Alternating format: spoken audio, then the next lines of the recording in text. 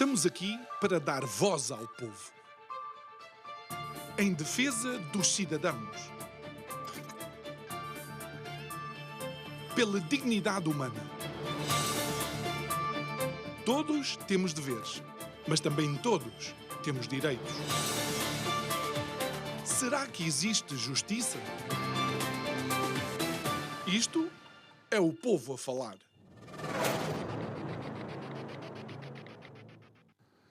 A temporada 2023 do Isto é o Povo a Falar foi, no mínimo, surpreendente. Se não vejamos alguns dos acontecimentos que nos acompanharam ao longo deste ano. Uma geringonça desentendida quanto ao Orçamento Geral do Estado levou-nos para eleições ainda em 2022. O resultado destas eleições, também surpreendente, dá uma maioria absoluta ao Partido Socialista, que foi lido logo por miríades de comentadores como um sinal de que o povo português queria estabilidade. Pois é, não chega nem a celebrar o seu segundo aniversário. Boa noite, meu nome é João Nuno Pinto e isto é o Povo a Falar. Estou consigo de segunda à sexta, neste mesmo horário, emissão em simultâneo, Curiacos TV e Rádio Vida 97.1. O tema para este mês e para este programa que finaliza a temporada 2023 do Isto é o Povo a Falar é Democracia a Saldo. E não é um saldo qualquer, é um saldo que me faz recordar aquelas primeiras lojas dos 300. A qualidade dos artigos que estão nas prateleiras é verdadeiramente duvidosa. Mas voltemos a 2023, porque foi um ano de confrontos. Por exemplo, Pedro Nuno Santos confronta António Costa e anuncia a localização do novo aeroporto de Lisboa, só para, passado pouco tempo, ter que anunciar a sua própria demissão. Frederico Pinheiro confronta João Galamba, Galamba confronta todos, o que faz que Marcelo confronte Costa, que mantém Galamba, confrontando assim de novo Marcelo. E nós somos confrontados com esta realidade de que isto em Portugal é um normal funcionamento das instituições. Digo eu que não percebo nada disto.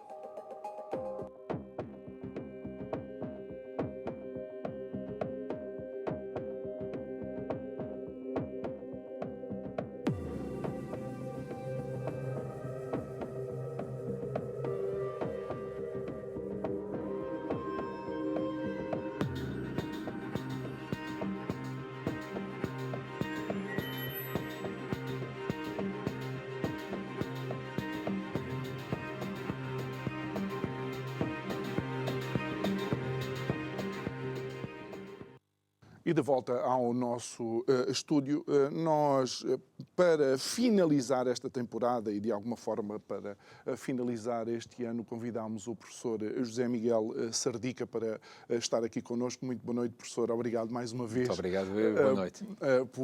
Por nos ceder algum do seu tempo. De facto, este ano 2023 foi um ano paradoxal, ou se calhar mais um ano paradoxal na nossa democracia, que aparentemente para o ano se prepara para cumprir o meio século. Muito boa noite, muito gosto de estar aqui com os nossos espectadores. Eu pegava na sua deixa inicial, uma democracia a saldo, e a primeira coisa que se me ocorre dizer perante esse tema, e é um tema de facto importante no ano que agora vai iniciar-se, em 2024, é que só uma democracia que não se vende merece ser comprada. Comprada no bom sentido, ou seja, merece que as pessoas votem nela. E com toda a lógica de confronto que também, de uma maneira quase como um puzzle, aí resumiu entre os nossos principais rostos que dominam a atualidade, nós provavelmente vamos ter um ano, pelo menos até às eleições em março, no dia 10 de março de 2024, vamos ter semanas de muito confronto verbal, mas de pouco esclarecimento ideológico. Ou seja, nós precisaríamos de ter uma campanha eleitoral, uma vez que os confrontos políticos conduziram à dissolução e, portanto, à convocação de eleições, que só deveriam acontecer em 2026, recorde-se, seria o governo, ou um dos governos mais longos, porque governaria durante 4 anos e meio, portanto, desde março de 22, as eleições seriam apenas em outubro de 26. Na verdade, foram antecipadas 2 anos e muito. E a minha esperança, mas depois voltaremos a este ponto com certeza, acaba por ser um bocadinho uma vã esperança, mas era que a campanha eleitoral pudesse ser esclarecedora e os portugueses pudessem sentir que não têm uma democracia fragilizada e a saldo. A saldo também significa a soldo de muitos interesses e também significa uma democracia que pode ser assaltada por posições políticas e por intervenientes mais radicais que da democracia têm muito pouco entendimento. Mas eu não tenho muita esperança, ou seja, gostaria que de facto a campanha eleitoral fosse esclarecedora, porque o país enfrenta desafios, tanto nacionais como internacionais. Neste ano, 23, como disse, foi um ano com sinais contraditórios, mas com sinais mais negativos. Guerras internacionais, uma situação interna que se arrastou, conduzindo, eu não diria inevitavelmente, mas conduzindo à queda do governo há cerca de um mês e meio, numa situação ainda muito confusa, que não sabemos, não conhecemos os contornos, e sabendo como a justiça em Portugal funciona, provavelmente iremos a eleições sem que o eleitorado seja devidamente elucidado sobre o que é que efetivamente se passou ou não, se António Costa está envolvido em algum ilícito ou não. Mas precisaríamos de uma campanha eleitoral, para voltar ao meu ponto, que pelo menos nos apresentasse alternativas e que nos apresentasse os contendores essenciais que irão a votos, que apresentassem um projeto para resolver problemas que o país tem e que se arrastam e que se agravam. Não só se arrastam, como se agravam, e eu listaria apenas os problemas relativos à saúde, à educação, à habitação, à justiça, ao nível de vida em geral. É verdade que a inflação está a reduzir-se lentamente, mas isso implica menos arrecadação fiscal para o Estado e, portanto, implicará provavelmente algum ajustamento fiscal, algum aumento de impostos, o que não é uma boa notícia. E, sobretudo, um debate político que fosse menos ruidoso, menos confrontacional, como diz, porque a política em Portugal está a mergulhar numa espécie de ruído contínuo, muito pouco esclarecedor, e isso, ao fim e ao cabo, é um dos problemas de base que faz com que as democracias, isso está a acontecer um pouco por toda a Europa, e no mundo também, que a democracia esteja hoje a ser assaltada, a ser cercada por poderes antidemocráticos ou que da democracia têm um entendimento fundamentalmente iliberal. É uma questão interessante e que nós já lá iremos mais diretamente, digamos, àquilo que pode ser entendido como as debilidades das democracias de uma forma geral. Mas deixe-me utilizar com o devido respeito aqui alguma linguagem desportiva, mas este é o plantel que nós temos. Esta é a equipa que eu tenho. Estes são os jogadores que eu posso convocar. Ou seja, e sem querer identificar ou politizar demasiado a minha análise, há quase uma reedição de uma AD. Claro que não é exatamente a AD, mas eu olho para quem foi a AD inicial, Francisco Sá Carneiro, Lina Mar da Costa, Freitas do Amaral, e olho para Nuno Melo e Montenegro e a dimensão política, intelectual, mesmo quase patriótica no sentido do bem nacional e do povo português e de quem vive em Portugal, não me parece a mesma. A comparação histórica que faz é uma comparação interessante, mas é pouco lisonjeira, de facto, para a nossa elite política hoje. Luís Montenegro não é Sá Carneiro, Nuno Melo não é Freitas.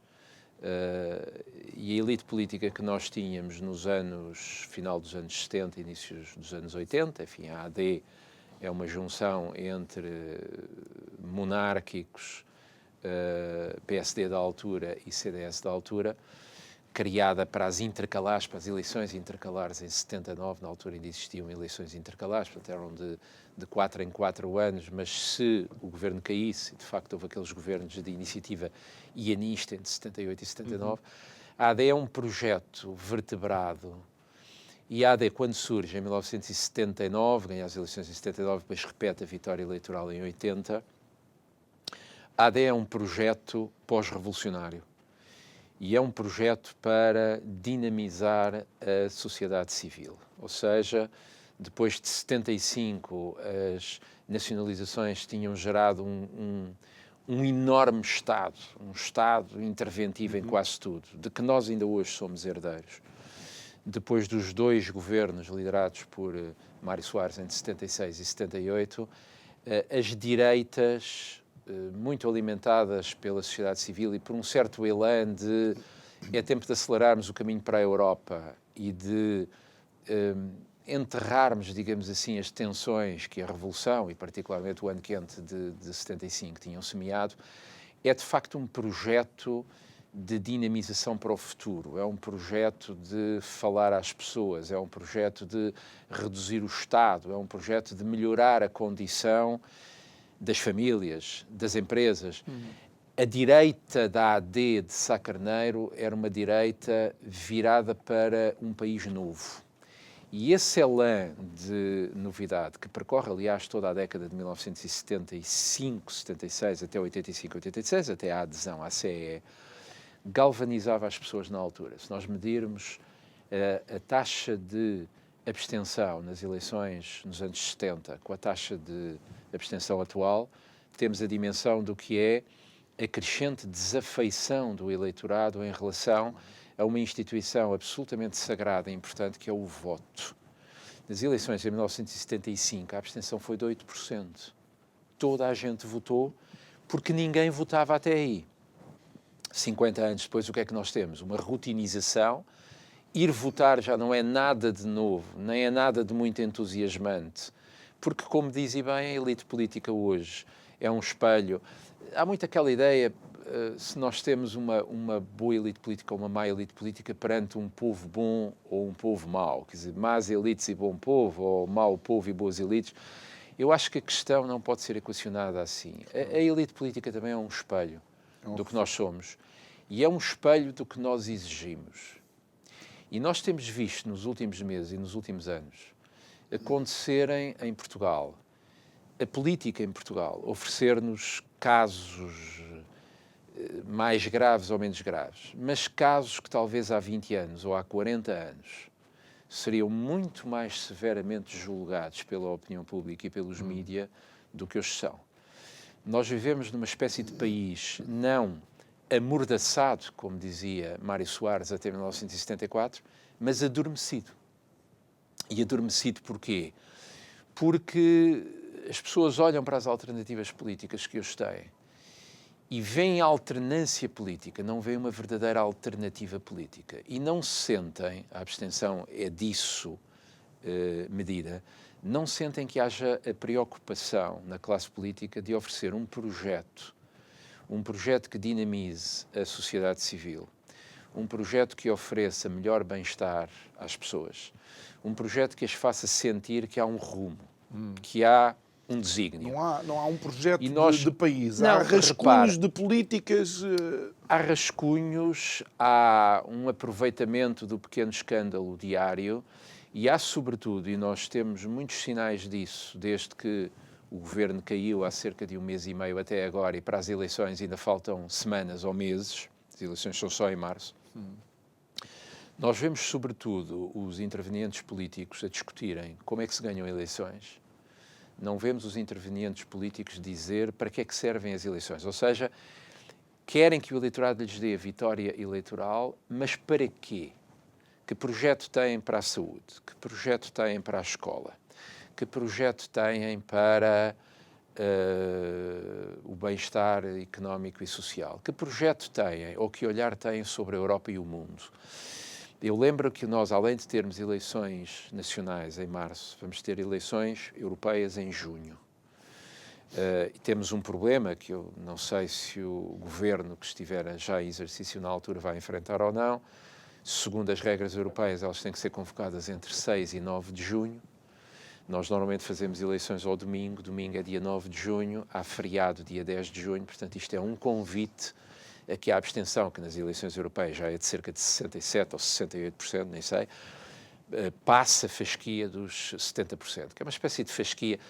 De antes a fasquia era 50%, verdade. depois passou a ser 60% e já era um escândalo. Quando passarmos a fasquia dos 70%, isto só pode ser lido de uma maneira, que as pessoas não querem saber de quem é que elegem para uma realidade que deveria ser debatida e deveria ser muito importante, que é a Europa. Porque nós somos um país membro da União Europeia, mas nós não sabemos, eu pelo menos não sei, o que é que o PS, o que é que o PSD, o que é que os parceiros que PSD e PS poderão vir a namorar ou a negociar com para maiorias viáveis. Nós não sabemos, nós não temos um discurso de inserção do país na Europa. E a Europa está a mudar. Está a mudar do ponto de vista económico, está a mudar do ponto de vista social, vai mudar agora porque vai alargar-se ao leste, se a Ucrânia ou quando a Ucrânia entrar. Há guerra na Europa, é verdade que não dentro da União Europeia, mas está às nossas portas. Há uma série de variáveis. Daqui a um ano, se calhar, estamos a rever isso tudo. Mas é bom lembrar que, além das eleições nacionais em Portugal, além das eleições europeias, que vão ser novamente uma campanha eleitoral, repare que quase colamos uma campanha eleitoral à outra, ou seja, quando acabarmos a campanha eleitoral interna em março, começa a campanha eleitoral para as europeias, que provavelmente vai ser muito dominada pelo rescaldo dos resultados eleitorais de março. Fora que a acontecer o mesmo que aconteceu em 22, nós só teremos governo provavelmente em fins de abril ou inícios de maio de 2024, se calhar vamos estar um mês e meio ou dois, e isto é ser otimista, porque a Espanha teve este ano eleições em julho, só teve governo em novembro, portanto 4 meses depois, no limite, porque segundo a Constituição Espanhola, se não houver governo ao fim de 4 meses, as eleições repetem-se. Eu creio que a Constituição em Portugal não dita nada disso, ou seja, o prazo pode ser indefinido. Aqui há uns anos atrás a Bélgica teve quase 2 anos, ou 1 ano e tal, sem governo, portanto, em gestão.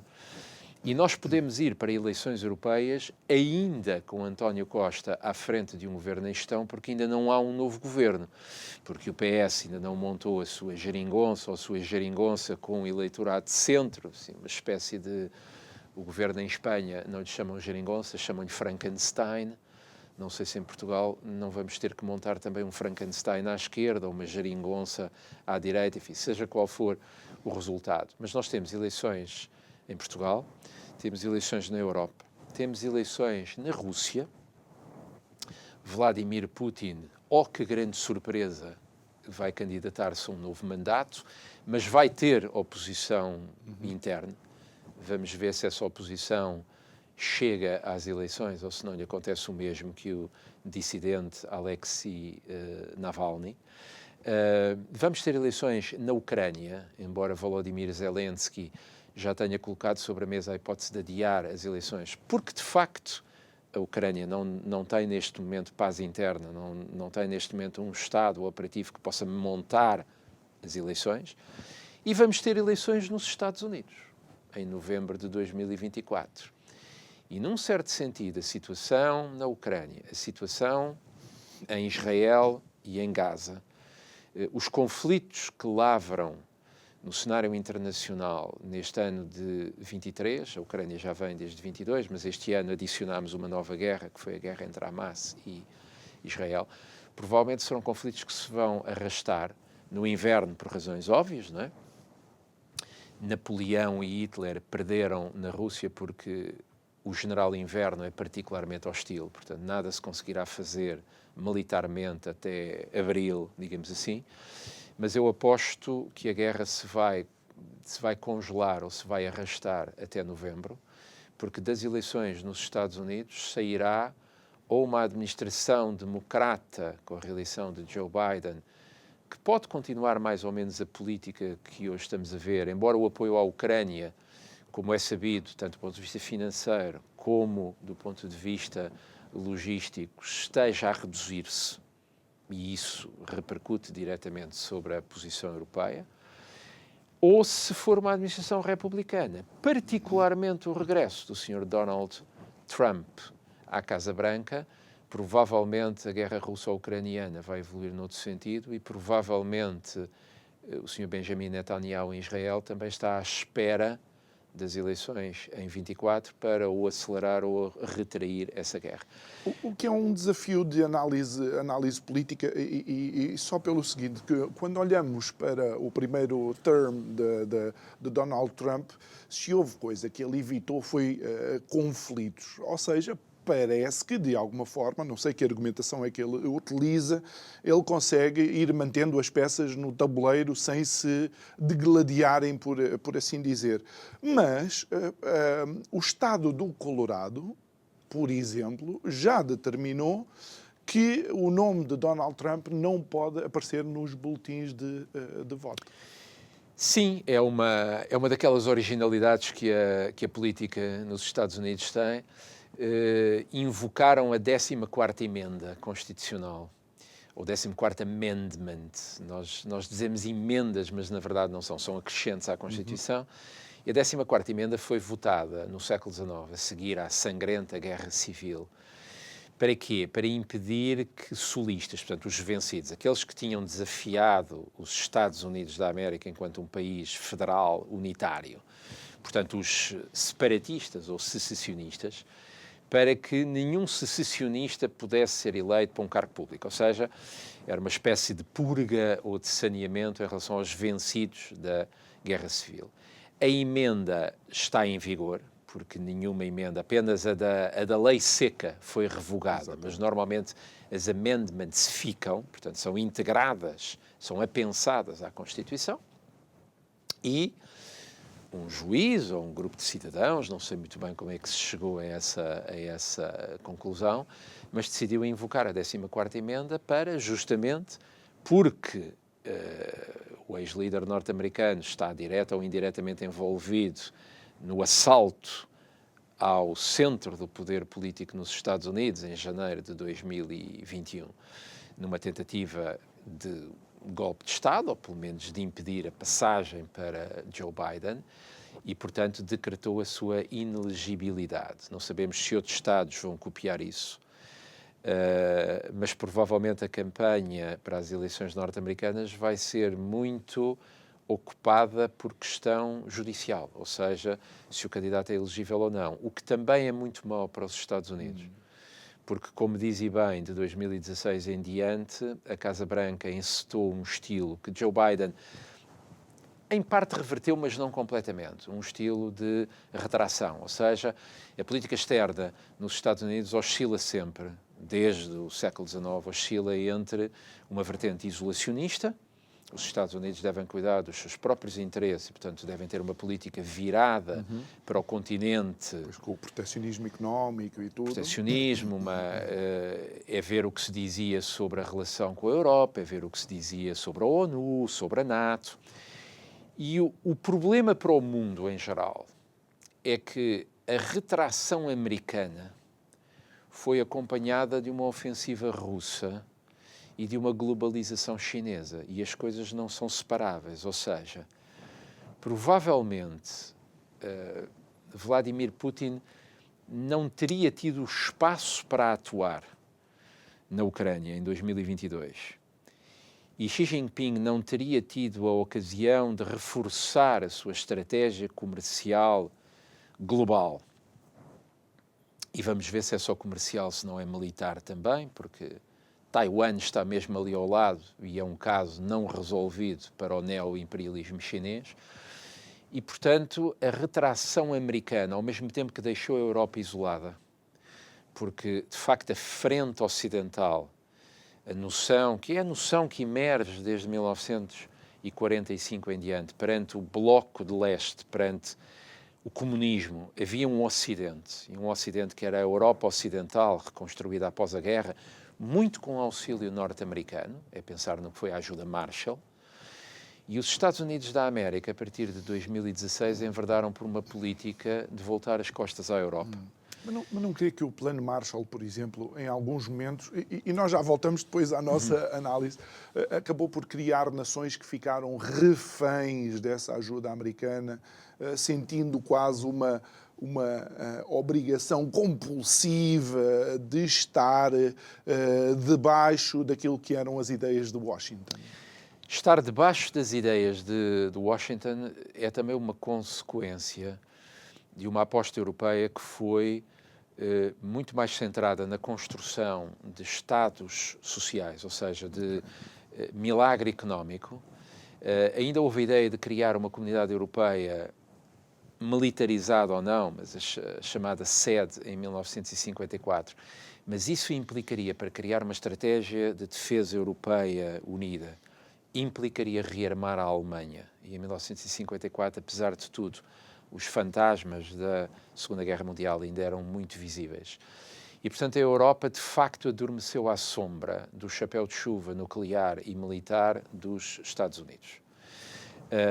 E estamos a pagar isso agora, porque a partir do momento em que os Estados Unidos também se voltam para dentro, e voltam-se para dentro porque têm problemas a resolver, porque a situação económica nos Estados Unidos, desde 2008-2009, é verdade que a recuperação foi mais rápida, a partir de 10, 11, digamos assim, já a economia americana estava em take-off outra vez. Com Bill Clinton, creio Mas eu. também não podemos eternamente pensar, nós europeus, que os Estados Unidos estarão sempre disponíveis para ajudar a Europa.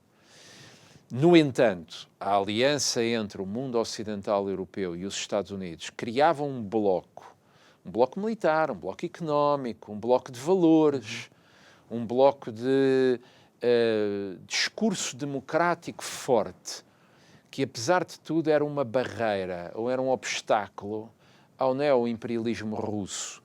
Portanto, à sovietização do leste e hoje ao neoimperialismo de Vladimir Putin.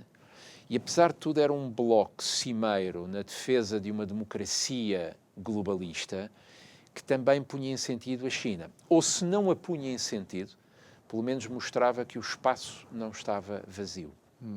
Mas, e isto leva-nos a pensar que de 45 para adiante, aquilo que aconteceu com a Europa, com as democracias, seria eventualmente um processo de continuidade.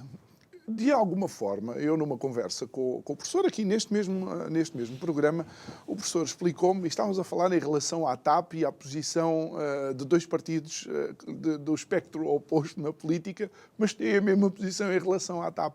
O professor dizia que, de alguma forma, os extremos na política se tocam. Mas há aqui uma ideia, então, de ciclos.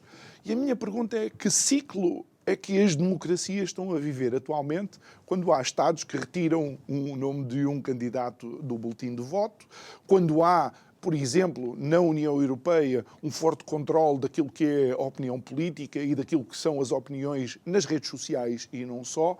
O que é que está a acontecer às democracias? O que está a acontecer às democracias é uma curva descendente, eu diria.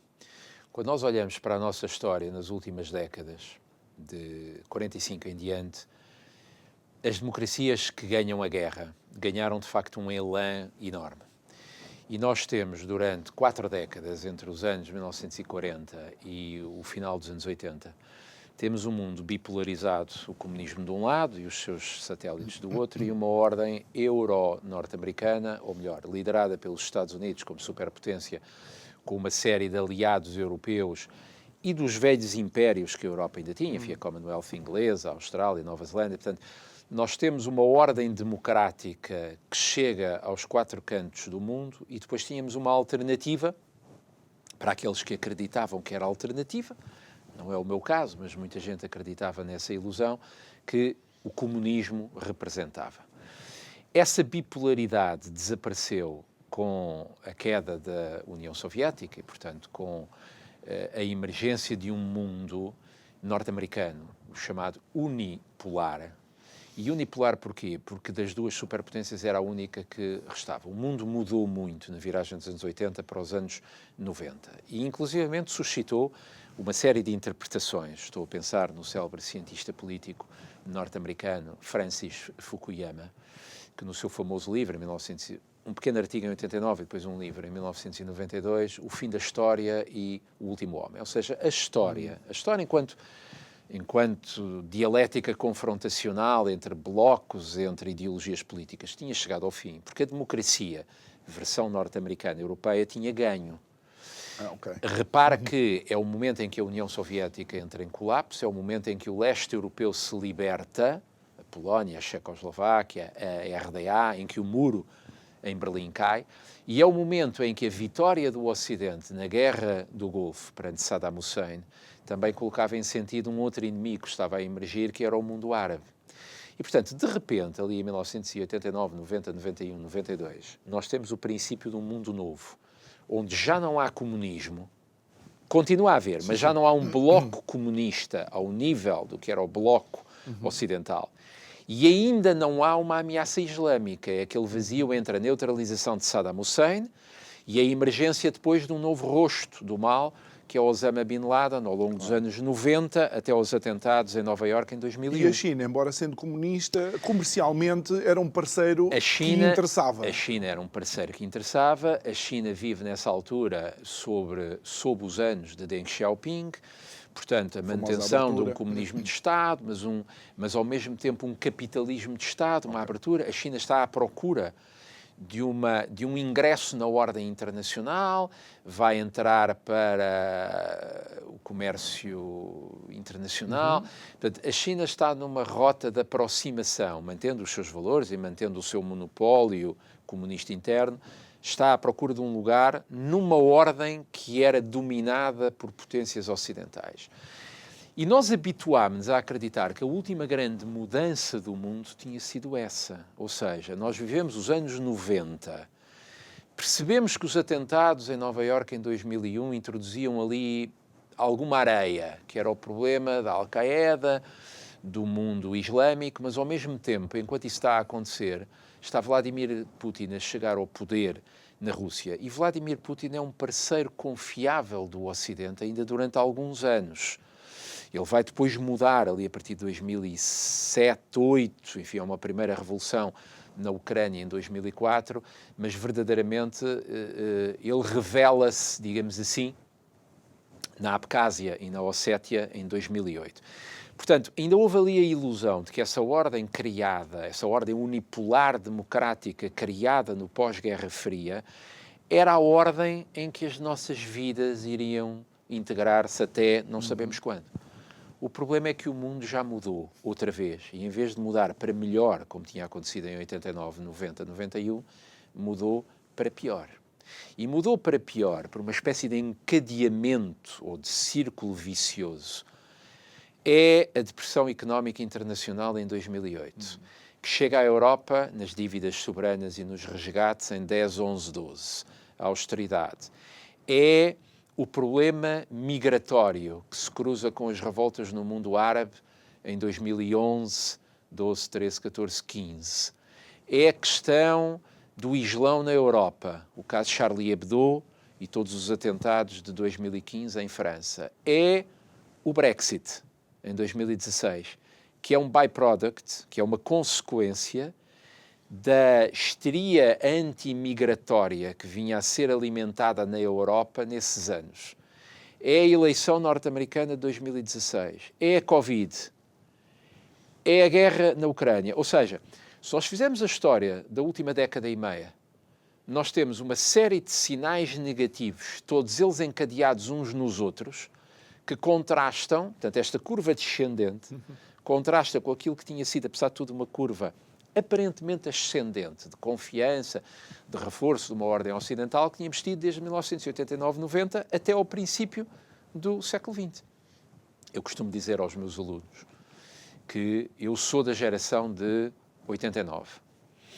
Portanto, eu, enfim, estudava na altura e a minha passagem para a idade adulta, digamos assim, é muito marcada pelo otimismo pós-89. Mesmo cá em Portugal, era o otimismo de quem acabou de entrar na CEE.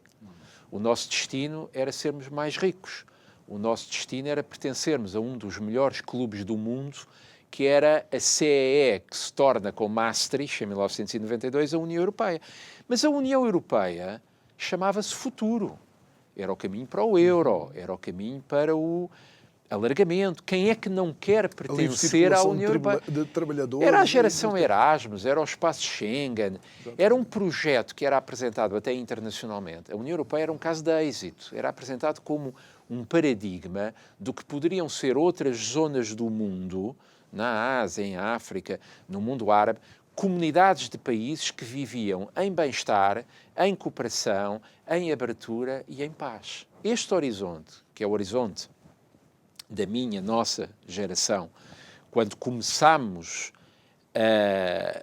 já tínhamos consciência política, mas quando chegámos à idade adulta, na passagem das décadas dos 10 para os nossos 20 anos, e eu costumo dizer aos meus alunos que eles vão fazer, ou estão a fazer, essa aprendizagem de ser cidadãos, num tempo e numa geração que não tem o otimismo que a nossa tinha, tem se calhar o pessimismo que eu sinto neles. Ou, eu não sei se é o pessimismo, mas é pelo menos a incerteza. Mas não acha que o facto de nós termos sido confrontados com algumas surpresas desagradáveis, levarmos verdadeiros socos no estômago, como por exemplo os Balcãs, nos fez um pouco mais incrédulos logo e começámos alerta a olhar para tudo com uma visão diferente? Nem toda a gente o fez, porque a Guerra Balcânica, e refere-se ao conflito entre 1991 e 95, a Guerra Balcânica aconteceu às portas da Europa.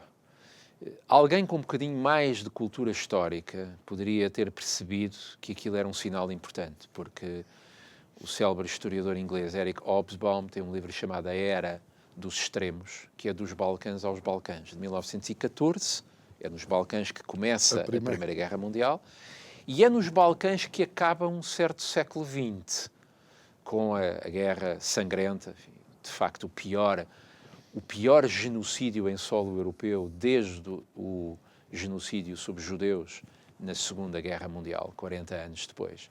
Mas os Balcãs acontecem numa altura em que o muro de Berlim está a cair, em que a reunificação da Alemanha ocorre, em que Maastricht celebra a vitória de um projeto europeu que parecia invencível. E, portanto, nós tínhamos um problema nos Balcãs, mas tínhamos muito com que nos alegrar na Europa. E, portanto, a Guerra Balcânica passou como uma espécie de guerra local. Aliás, muito o que se passou em 1914, até arrebentar a Guerra Europeia. O problema dos Balcãs era um problema inerentemente local, tem que ver com aquele barril de pólvora de etnias e de religiões e de confrontos. Portanto, a Europa estava relativamente isolada disso. E lá está, quem resolveu a coisa não foi a União Europeia. A União Europeia revelou o que é interessante olhar hoje. Foi talvez um dos primeiros grandes fiascos internacionais, um dos primeiros grandes fracassos internacionais da diplomacia europeia, foi não ter conseguido solucionar aquela questão que estava às suas portas. Foram os Estados Unidos e foi a NATO, foram forças internacionais que tiveram que vir para os Balcãs resolver aquela questão.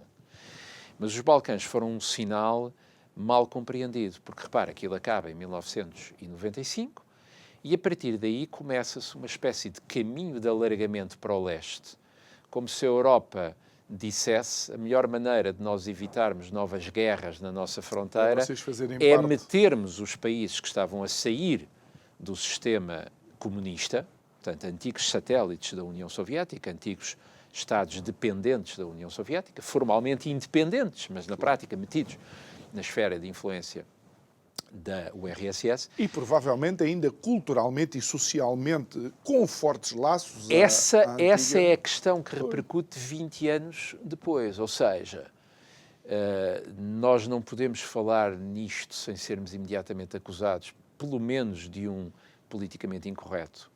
Mas quando nós vemos uma Polónia, agora está melhor porque Donald Tusk venceu as eleições e, portanto, a Polónia, digamos que se reorientou para a Europa. Mas até há uns meses atrás, e se olharmos para a Hungria, onde a ciência política já não sabe se há de chamar a Hungria uma democracia iliberal, se uma democracia autocrática, se uma autocracia ainda com elementos democráticos formais, como as eleições. Mas o governo polaco, o governo húngaro, ou seja, aqueles governos de fronteira, que são os governos que têm a Rússia logo ali ao lado e que têm o fluxo de migrantes que ou vêm por baixo pela Itália ou vem pelo leste europeu. E são democracias que começam a corroer o consenso democrático. E o politicamente incorreto aqui é perguntarmos se a facilidade ou a tentação ou a sedução que esses países têm para uma via mais iliberal não será, ao fim e ao cabo, fruto também de uma menor educação democrática, de uma menor habituação à democracia que, apesar de tudo, o Ocidente tem. Professor, isto leva-me a algo que nós já conversámos aqui diversas vezes, que é, mas será que fazer parte da Europa tem que significar eu deixar determinados traços que eu tenho pelo facto de ser português ou pelo facto de viver em Portugal ou qualquer outro país? Ou seja, como é que estão, e não quero falar de nacionalismos, como é que estão as nações, como é que está a pátria de cada um de nós? Eu não sou federalista, naquele sentido em que não acredito na viabilidade de a Europa copiar os Estados Unidos e, tal como eles chamam os Estados Unidos da América, existir uns Estados Unidos da Europa como um único Estado. A variedade histórica, linguística, cultural, religiosa que a Europa tem e que os Estados Unidos não têm, sempre impedirá que haja uma única cidadania europeia. Ou seja, a cidadania europeia é uma condição, não é uma identidade. As identidades são nacionais. E há muito aquela perspectiva de que a União Europeia seria a superação dos nacionalismos. Mas nós estamos a vê-los regressar. E estamos a vê-los regressar por uma porta muito sinistra, que é do nacionalismo xenófobo, dos nacionalismos soberanistas. Porquê? Porque se criou um vazio. E o vazio é que nós ou somos europeístas ou somos nacionalistas. E o nacionalismo está a tornar-se uma forma de anti-europeísmo. E não tem que ser assim. Porque nós, durante alguns anos, conseguimos compatibilizar as nações, o português, o espanhol, o francês, com a pertença a uma organização económica e depois também política, porque há políticas que têm que ser decididas comunitariamente, e existia uma simbiose relativamente simpática entre as duas coisas. A partir do momento em que a União Europeia ou fez a sua fuga em frente para uma estrutura federal que criou todos aqueles impasses sobre a Constituição Europeia e sobre a possibilidade de um Estado federal, e aquilo ficou mal resolvido. De tal forma que mesmo a moeda única não é única. Porque há também não é países única, que não... porque a Eurozona não cobre todos os países que pertencem à União Europeia. Portanto, começaram-se a criar exceções e alçapões e saídas e zonas especiais. E, ao mesmo tempo, criou-se uma espécie de discurso de que as nações eram um entrave ao funcionamento europeu, quando as nações são a riqueza, são a competitividade, são a identidade que não é apagável. Os Estados Unidos da América têm inscrito no seu selo federal "E pluribus unum", que, além de ser o lema de uma equipa de futebol em Portugal, não sei se eles têm consciência disso, é o lema dos Estados Unidos: de todos, um. Porque, de facto, a história dos Estados Unidos foi a história da criação de raiz, desde o princípio, de um Estado federal. Ora, a Europa não tem um lema "E pluribus unum". O lema, que é muito pouco conhecido, é "In varietate concordia". Ou seja, na variedade, a concórdia possível. Mas é sempre uma relação que tem que ser construída ou tem que ser gerida momento a momento, porque a União Europeia é uma estrutura que assenta sobre nacionalidades. E porque nós demonizamos as nações, é que o nacionalismo hoje é explorado por eurocéticos, e o nacionalismo hoje é explorado por xenófobos, e o nacionalismo hoje, falar hoje de nação e de pátria, é quase ser acusado de ser de extrema direita, quando a nação e a pátria não têm que ser nem iliberais, nem xenófobas, nem... A nação e a pátria são um dado identitário. Nós somos a nossa história, nós somos a nossa língua, nós somos a nossa raça. Não em Portugal, que, enfim, não tem questões rássicas, mas noutros países de fronteira, estas questões são muito importantes. E nós estamos a deixar que antiliberais explorem o discurso nacionalista, E estamos a criar, de facto, um vazio entre o diretório europeu, que está distante do eleitorado europeu, e nós vamos ver isso nas eleições europeias em junho, e ao mesmo tempo estamos a ver a multiplicação de fenómenos de iliberalismo, de populismo, de xenofobia, tanto à direita, e à direita é talvez aquela mais verbalmente audível, mas a extrema-esquerda também tem isto. Para nós voltarmos aqui à nossa situação... Olha, por exemplo, quando falamos de nacionalismos e somos logo rotulados, não é da direita que vem esse rótulo, é da esquerda, ou da extrema-esquerda. Exatamente. Quando não há problema nenhum em ser-se soberanista ou nacionalista, porque isso são realidades inapagáveis. Não vale a pena... Isso é ter a veleidade ou ter o radicalismo de pensar que se pode apagar a história, que se pode apagar os mitos fundadores. Ser português não é o mesmo que ser espanhol, não é o mesmo que ser italiano, não é o mesmo que ser belga. E a riqueza da Europa vem dos contributos que as diferentes nações têm. Na arte, na literatura, no pensamento. A Europa, eu sei que vou ser muito eurocêntrico, mas a Europa ainda é o continente mais rico nesse aspecto, mais rico do que os Estados Unidos, mais rico do que a Rússia, mais rico do que a China. E querer apagar essa riqueza, quase querer que os europeus espiem uma espécie de culpa por terem sido o que foram na história, é um erro. Porque esse é o erro que desinteressa os democratas, porque percebem que as democracias não os estão a defender e abre a porta a toda a espécie de aventureirismo político, tanto na extrema-direita como na extrema-esquerda. Professor, nós estamos nos últimos 3 minutos. Eu sei que o professor tem aí um livro que fala precisamente sobre isso. É uma sugestão de Natal ou de leitura. É o livro de um historiador inglês muito conhecido, Timothy Garton Ash. Eu vou colocar assim. O livro chama-se Pátrias, uma história pessoal da Europa. É uma história da Europa desde 1945 até os dias de hoje. Ele vai até 2022. E eu queria só, à despedida, deixar esta reflexão que o Timothy Garton Ash faz e que me parece ser um bom resumo do que nós estivemos aqui a discutir. Diz ele que, no início da década de 2000, portanto, no início deste século XXI, de que já levamos um quarto, muitos europeus e alguns americanos acreditavam que a Europa de finais do século XX poderia antecipar o futuro do mundo, pós-nacional, interdependente em termos económicos, cooperante, respeitadora do direito e vivendo em paz. Tudo aquilo que nós estamos a perder. Nos anos 2020, hoje, com a Ucrânia, com Gaza, com a China, parece mais provável que o mundo se pareça com a Europa de finais do século XIX, cheia de grandes potências desconfiadas e mutuamente antagonistas, que veem a guerra como a continuação da política por outros meios. E cada vez mais as regras serão ditadas por potências não ocidentais. E eu particularmente concordo com o Timothy Garton Ash, e eu não gostaria de viver num mundo onde quem dita a lei é a Rússia ou é a China. E acho que a democracia, os democratas, aqueles que o são e que dizem sê-lo, têm de pensar muito bem o que é que podem fazer juntos, para lá do confronto, para lá do ruído, para lá do caso do dia, porque a democracia está hoje sob ataque.